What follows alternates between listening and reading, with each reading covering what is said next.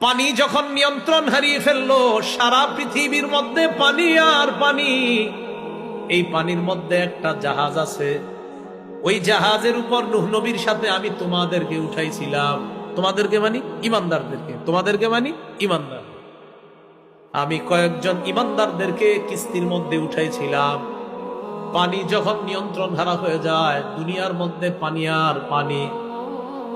নূহ নবীর সাথে কিস্তির মধ্যে কয়েকজনকে ভ্রমণ করাইছিলাম। কেন?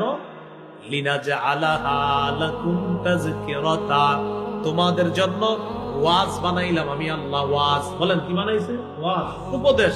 যে কি উপদেশ? সারা দুনিয়া পানির নিচে, উপরে একটা জাহাজ, এই জাহাজে কয়েকজন মানুষ বাঁচায় রাখছি, আর পুরো দুনিয়া আমি আল্লাহ ধ্বংস করে দিয়েছি। এটা তোমাদের জন্য ওয়াজ হিসাবে করছি, যে দেখো আমি আল্লাহ চাইলে কি পারি। এটা ওয়াজ। বলেন এটা কি করছে আল্লাহ?